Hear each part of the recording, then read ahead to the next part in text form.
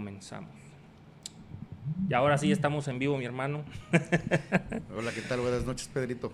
¿Qué tal? Bueno, nuevamente aquí estamos como cada 15 días, o al menos eso, tratando con otro live, otro tema bastante importante y yo considero que necesario. Hoy nos acompaña el doctor Javier Tejeda.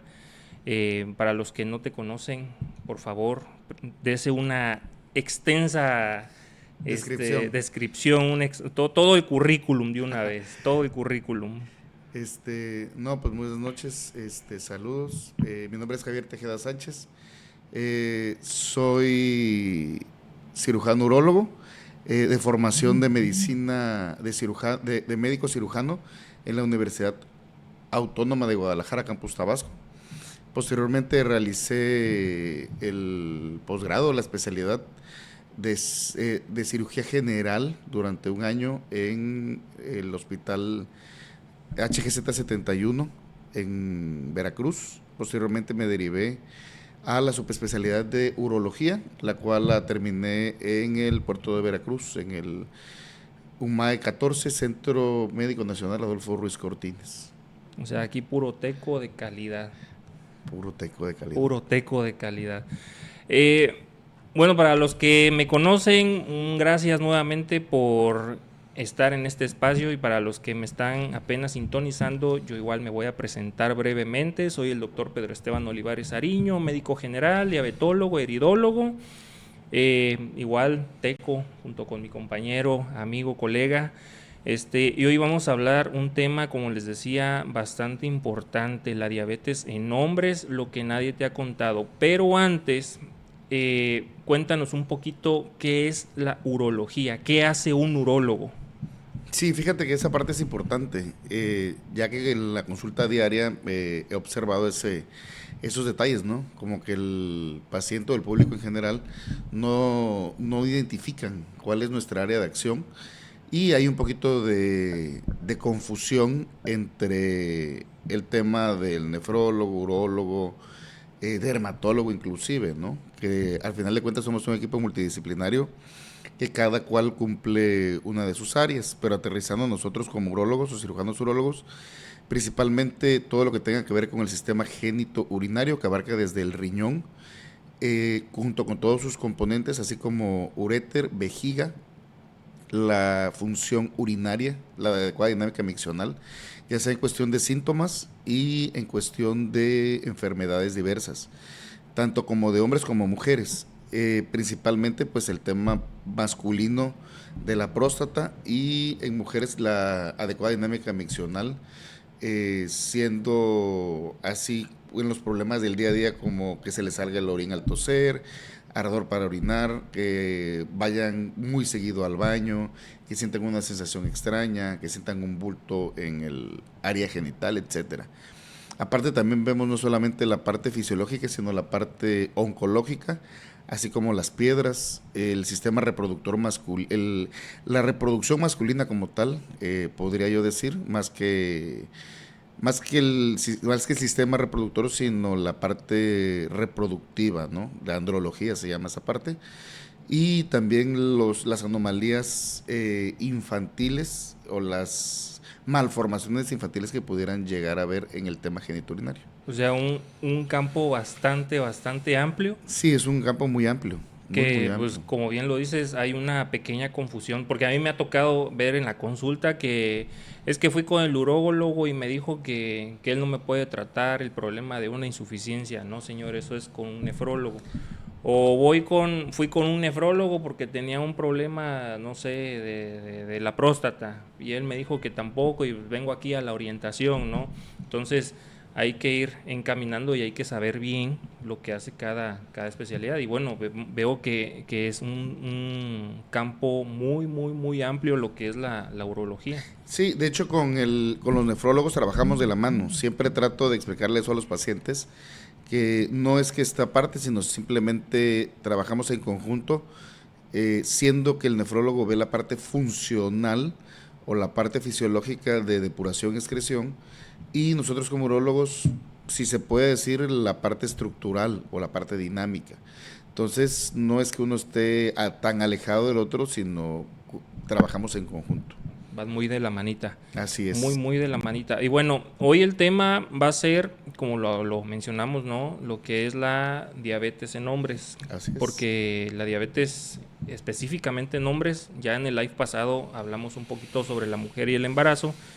En el hombre sí tiene como que muchas repercusiones, ¿no? No nada más lo que todo mundo sabe y conoce, que el riñón, los ojos, problemas en la vasculatura, etcétera, ¿no?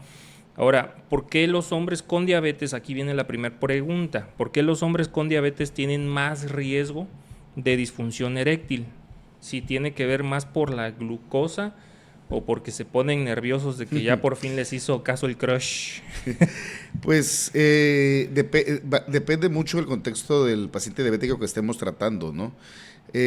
Más que tenga un riesgo aumentado, en las estadísticas puede llegar hasta un 70, un 80%, que casi seguro el paciente que es diabético y sobre todo mal controlado va a finalizar, ¿no? O va a concluir en una disfunción eréctil orgánica, ya que la disfunción eréctil se divide tanto en psicógena como orgánica, siendo el paciente diabético el grueso, o siendo la mayor parte de la disfunción eréctil orgánica.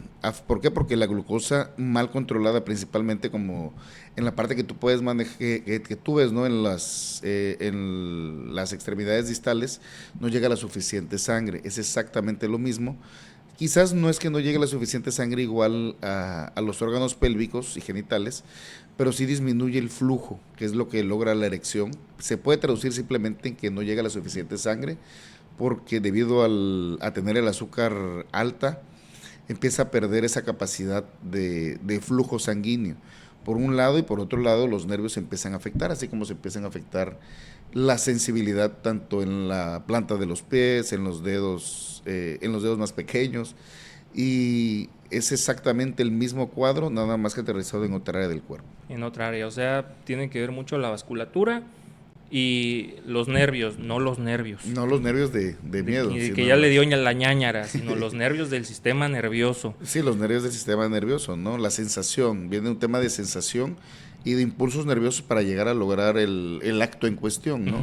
Digo, una que también, si, como dices, si el crush le hizo caso y no están medios tensos, pues también eso influye, afectar, o sea, sí. igual pero puede, eso es otro tema de otra parte. O sea, puede influir los dos. Sí, puede ser un conjunto de las dos. Un conjunto de las dos, pero por lo regular, paciente diabético sí es muy propenso a que tenga sí, este y más tipo si de no problemas. tiene, lo ideal es empezar una intervención oportuna, una intervención a tiempo, para que pueda tener una plenitud, o por lo menos pueda tener la mayor parte del tiempo una satisfacción sexual plena, ¿no? Ok. Y una mejor vida en pareja.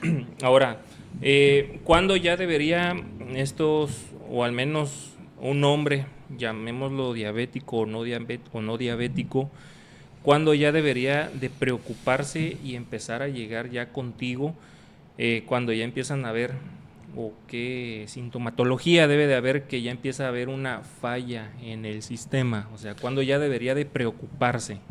Híjole, pues creo que es muy, muy osado, ¿no? Muy oportuno decir cada vez que sienta una sensación distinta de cómo orina.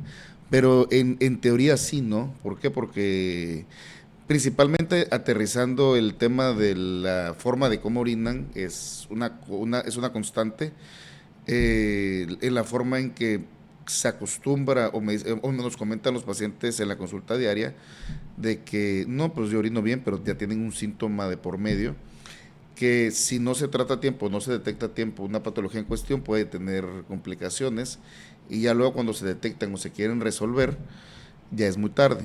Eso es por un lado, desde pacientes jóvenes y a cualquier edad.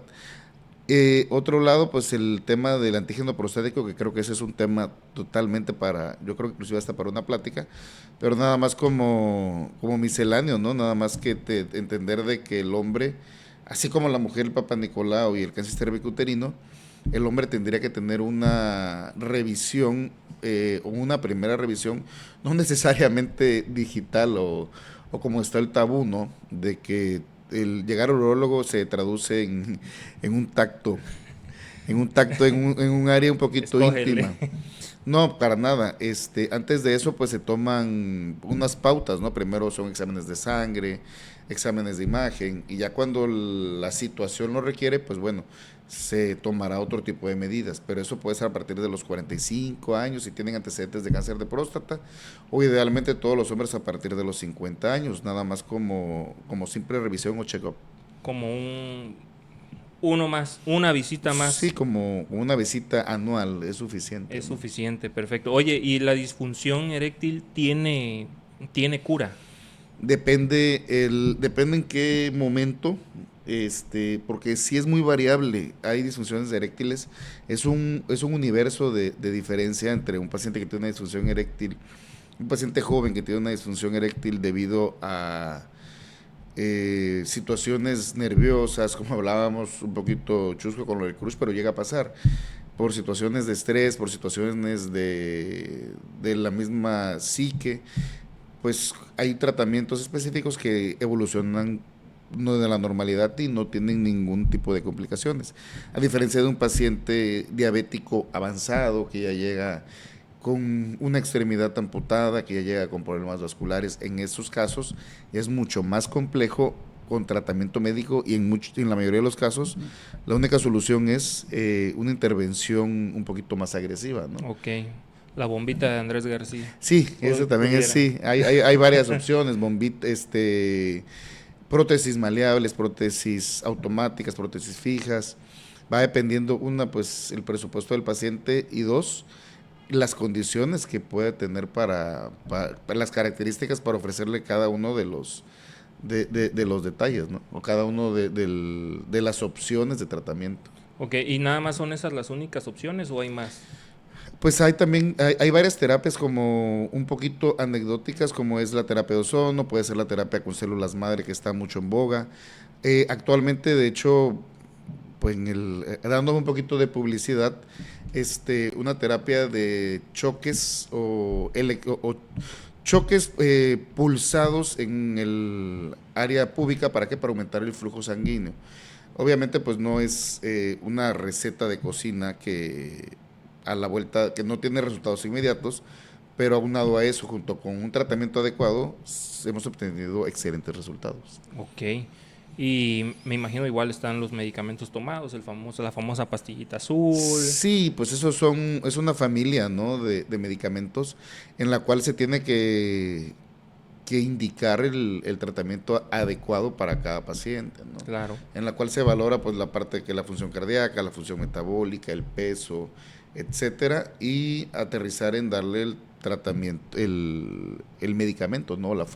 La sustancia adecuada, la fórmula adecuada. Ahora, esos medicamentos o esa familia de fármacos, ¿sí son seguros en pacientes diabéticos o sí hay algunas contraindicaciones? Fíjate que tiene que ser individualizado el caso.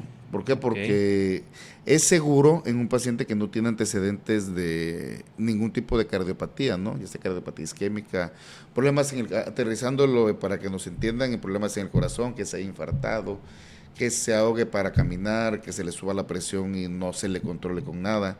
Tal vez en esos pacientes hay que tener una valoración cardíaca previa, o por lo menos algún estudio electrocardiográfico por lo menos, y en base a eso decidir, pero en un 90% de los casos es bastante seguro y tolerable.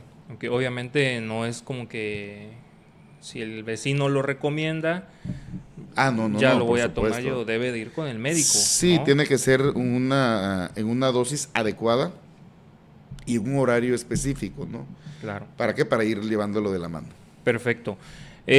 Ahora, ¿qué papel juegan las emociones y la salud mental en la vida sexual de estos pacientes diabéticos o los hombres que viven con diabetes? ¿Tú crees que sí es importante la parte emocional en ellos?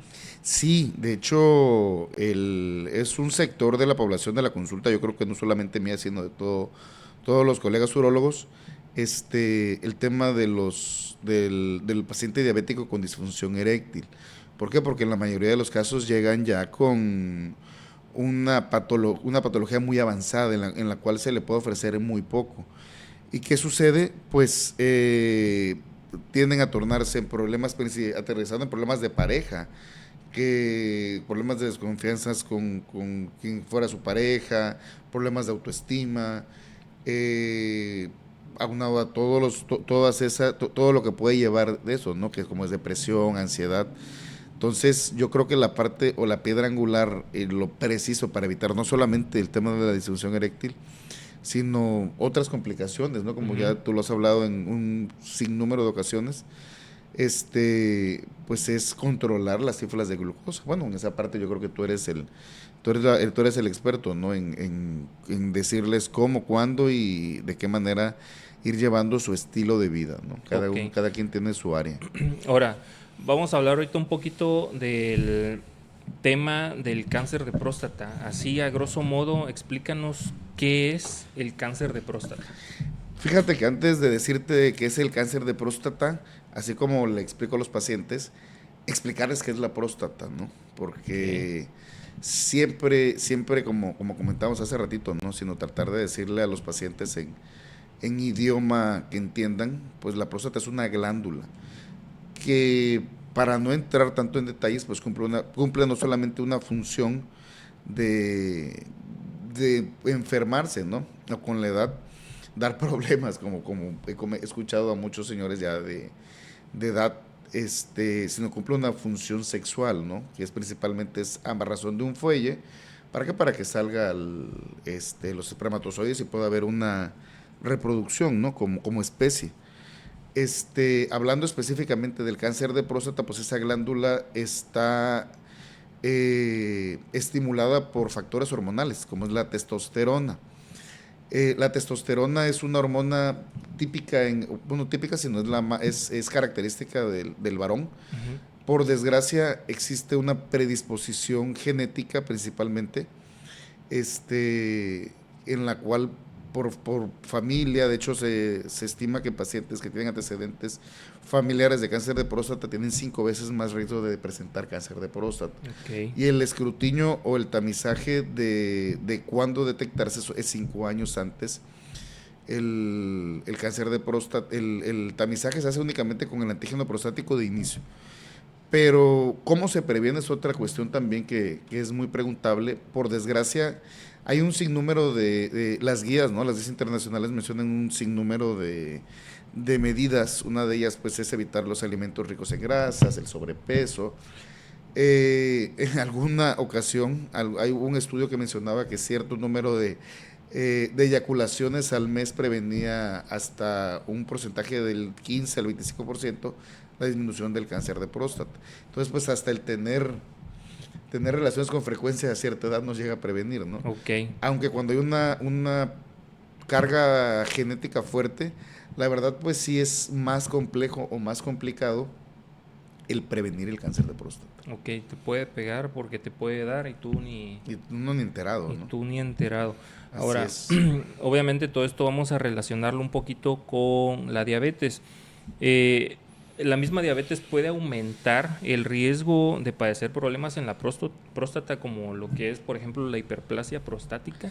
No, fíjate que siendo estrictos en hiperplasia prostática, relacionarlo con diabetes, no, pero sí en una entidad o una enfermedad que se llama vejiga neurogénica, que engloba muchísimas enfermedades nerviosas o neurourológicas.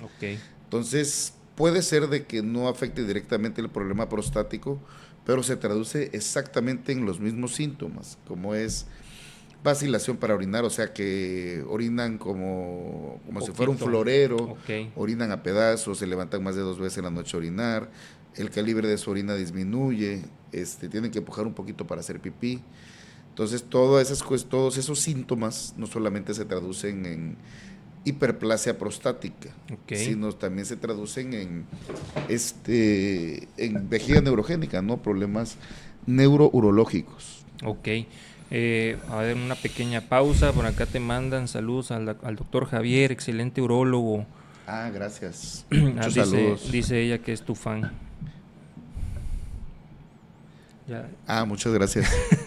Te mandan saludos al doctor Javier desde Huimanguillo, de parte de Tano, dice. Muchos saludos, Tano. Un abrazo. La mecha hasta allá. De una vez que se traiga, que haya allá en Huimanguillo, piña. Piña. Que de una vez se traiga unas.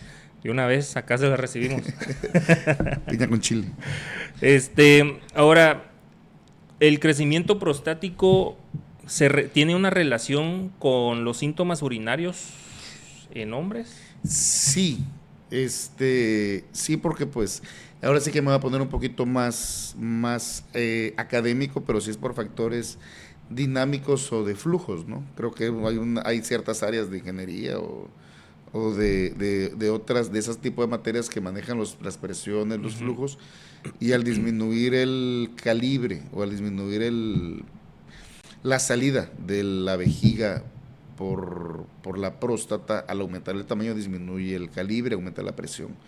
Entonces, conforme pasa el tiempo, porque esa es otra pregunta también muy frecuente, ¿por qué me crece la próstata? Crece por problemas hormonales.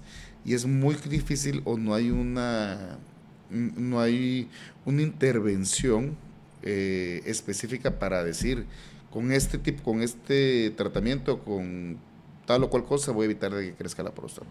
La verdad es que no, y como le comento también a los pacientes todos los días en la consulta, pues es un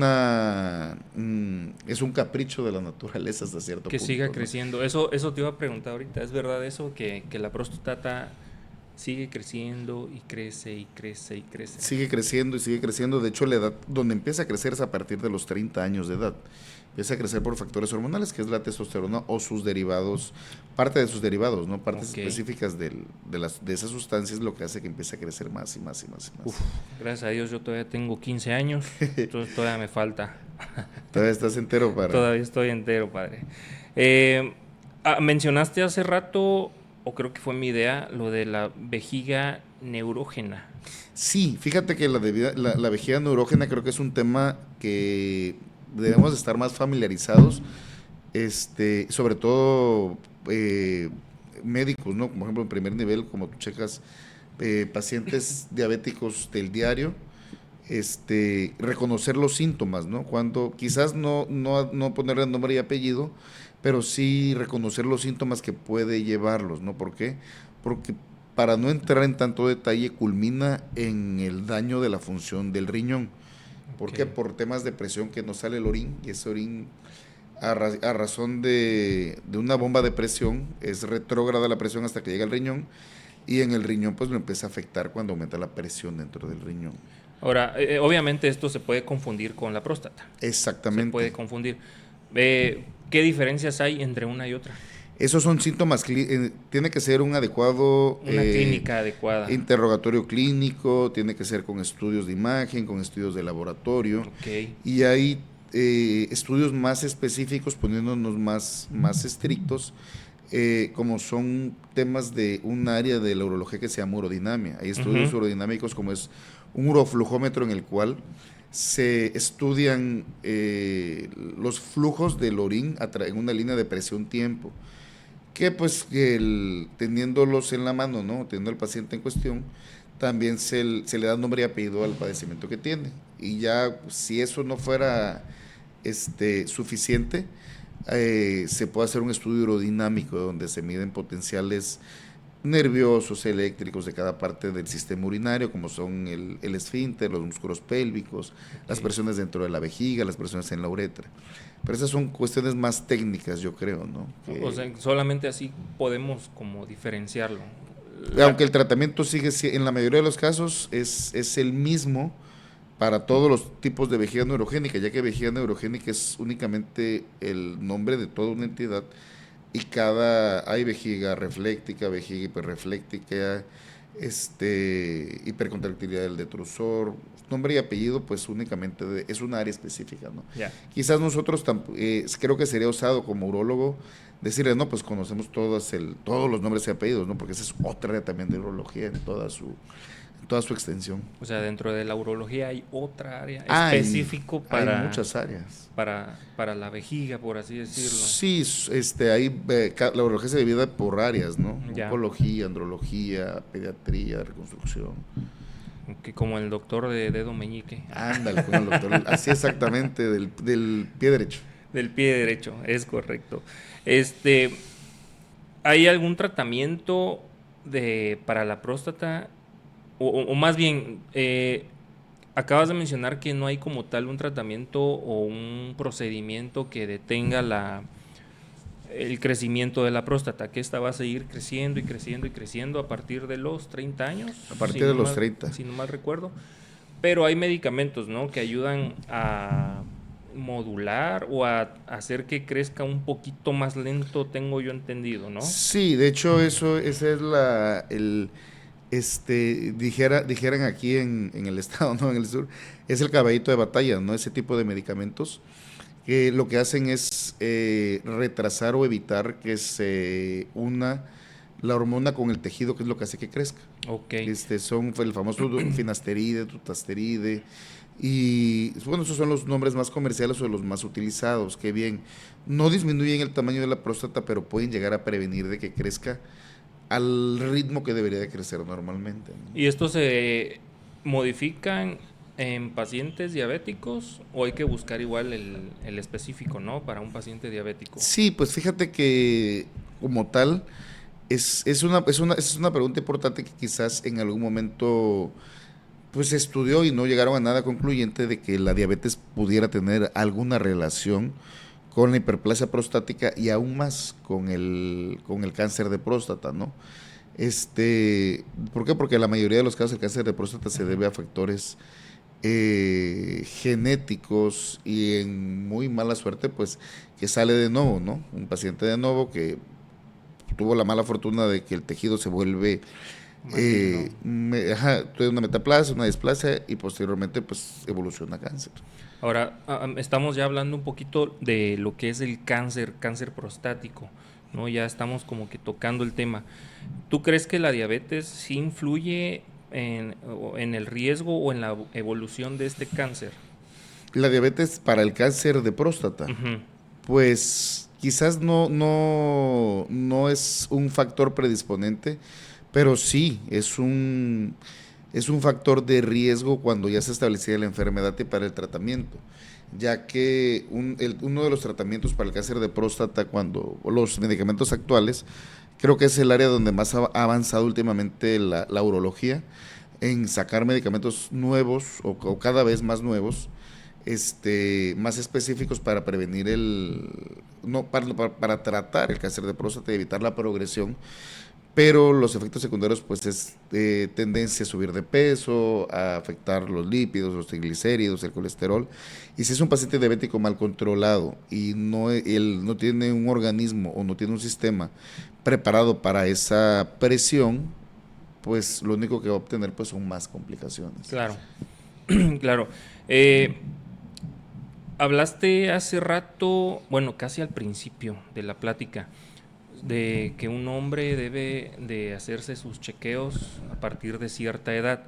¿Cuáles serían esos chequeos y a partir de qué edad?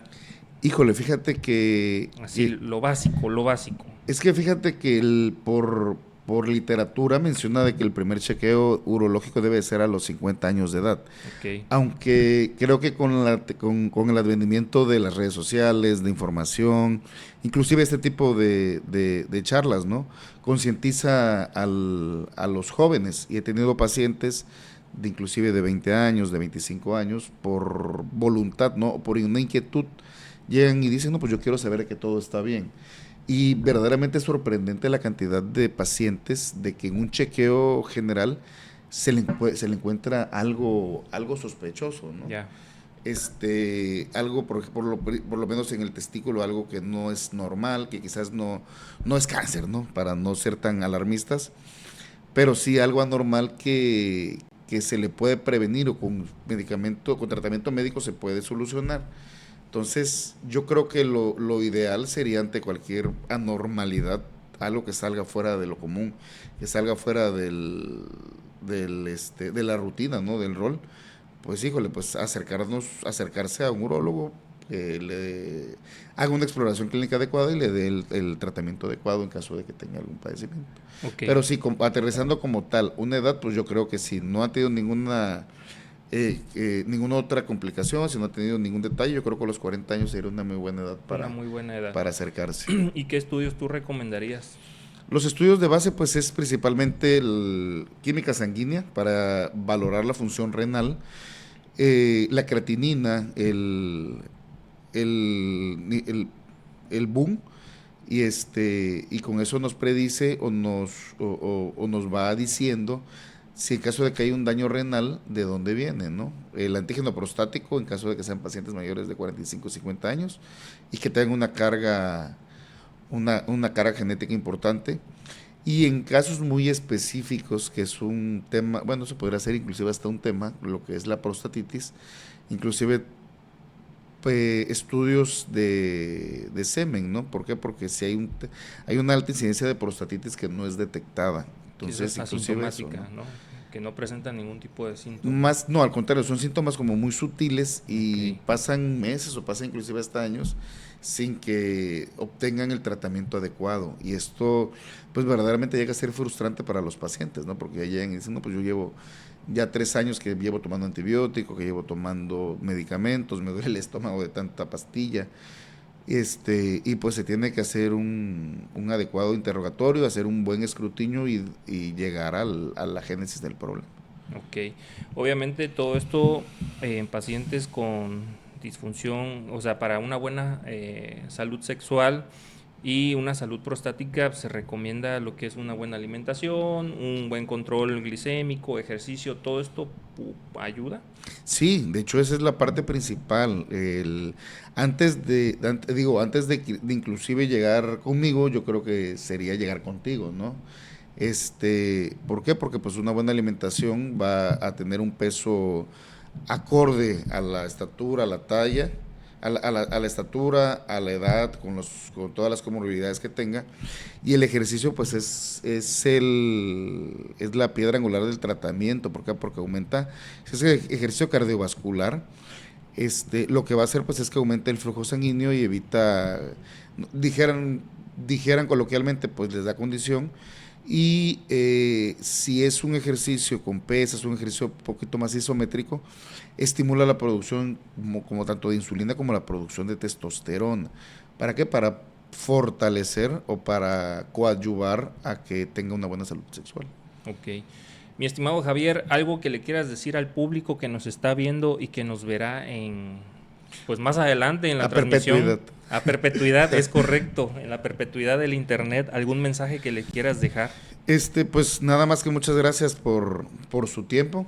Esperamos que haberle podido resolver algún tipo de dudas. En cualquier caso que necesiten mis servicios, pues estamos para servirles en el consultorio, en la Clínica Santa Cruz, consultorio número 308. De hecho, por ahí en las redes sociales van a estar los números de las agendas. Y pues que algo muy importante, ¿no? Como último mensaje de que, sobre todo en los hombres, si se detectan algo que no es normal, pues tratar de hacer el esfuerzo, ¿no? De acercarnos hacia un profesional y que detectar algo que a tiempo puede ser reversible y a algo que luego pueda tener una complicación más severa. Perfecto. Ahorita me llegó así el chispazo sobre la exploración. El viento de la Rosa de El Guadalupe. viento de la Rosa de Guadalupe, así. Sobre la autoexploración en hombres. ¿Con qué frecuencia hay que hacerla? Pues yo creo que cada vez que nos bañemos, ¿no? De hecho, qué bueno Ok. que tocas ese tema, ya que acaba de pasar hace algunas semanas la semana, ¿no? El día del cáncer de testículo. Y es detectable, y cuando es detectado a tiempo, pues no son procedimientos tan radicales o tan agresivos. Y pues, todo se traduce en procesos de cáncer. Ahí hablamos de sobrevida, ¿no? Entonces, con un adecuado diagnóstico, tratamiento, pues la sobrevida es igual de plena que un paciente que nunca ha tenido ningún tipo de enfermedad. Okay. Entonces, la autoexploración, e inclusive, eso sería otro tema bastante importante, la autoexploración adecuada. No es nada más hacer un masajeo un poquito gentil, sino pues explorar toda la superficie, ¿no? Que lo hagas en público, dice, ¿quién dijo de una vez? Con el pulgar y el dedo medio, ¿no? Tratar de ir viendo toda la superficie, toda la superficie total de todo el testículo, ¿no? Y algo anormal o que sale fuera de lo común, pues es algo que no debería de estar. Ok, alguna bolita, dolores. Dolor, bolita, un cambio de consistencia sobre todo. Ok. Y parecer lo más chistoso, bueno, no lo más chistoso, sino Curioso. lo más curioso e irónico es que los padecimientos oncológicos o los padecimientos de cáncer de testículo no dan síntomas. Únicamente aparece la masa o aparece el tumor, aparece la bolita y es el único síntoma que dan. Entonces una correcta exploración a tiempo nos previene muchísimo. Mucho, claro que sí. Y bueno, por acá vamos a leer rápidamente porque el doctor Rubén Magaña, saludos a ambos colegas. Saludos. María del Pilar, ahí te mandan saludos igual. Saludos. Agustín Ricardes, igual te mandan saludos. Cristi Sánchez, igual te mandan saludos. Nada más traes porra, pues, chingado. Como embajadora. Como embajadora, ándale. Bueno, pues mi estimado Javier, muchísimas gracias por tu tiempo, por haber participado. Espero de verdad tenerte más seguido en otros lives. No, gracias a ti por invitarme. Si a alguien se le ocurre algún tema de urología, por favor, aquí déjenlo en los comentarios y estaremos molestando aquí a Javier. Igual tú, si te quieres aventar un tema, nomás dame el pitazo y armamos todo el almatroste. Claro que sí. Aquí los micrófonos están abiertos para Gracias. cualquiera que quiera dar pues quiera eso, ¿no? Concientizar a la Difundir, yo creo, población. difundir la información y a final de cuentas, pues que se detecten los problemas a tiempo, ¿no? Prevención ante todo. Te mandan igual aquí saludos, Javier. ¿Javier qué? Dea dice. Javier Dea, salúdame por favor al doctor Tejeda. El maestro. Saludos. Ahí está. Perfectísimo. Bueno, pues entonces nos estaremos viendo en otro live en 15 días, si todo sale bien. Va a haber otro tema. Javier, nuevamente, los micrófonos aquí están completamente abiertos. Y cualquier duda, igual, pues en las redes, por mensaje privado, pues se le puede resolver. ¿Cuáles son tus redes? Aparece como Tejeda Urólogo o Urólogo en Villahermosa, ¿no? Ahí aparece, o mi nombre, Javier Tejeda Sánchez, urólogo ahí. Tanto en Instagram como en Facebook como en TikTok. Y hasta en OnlyFans igual. Dice. Hasta en OnlyFans. Muy bien, pues nada, muchísimas gracias a todos por sintonizarnos. No se olviden de compartir. Si quieren ver nuevamente o seguir compartiendo días más adelante esta entrevista, la pueden encontrar en YouTube, en mi canal de YouTube que es Dr. Pedro E. Olivares. Ahí la van a encontrar.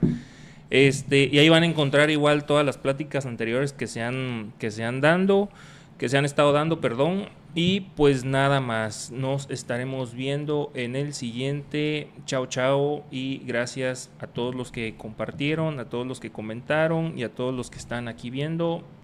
Adiós. Hasta luego, muchos saludos.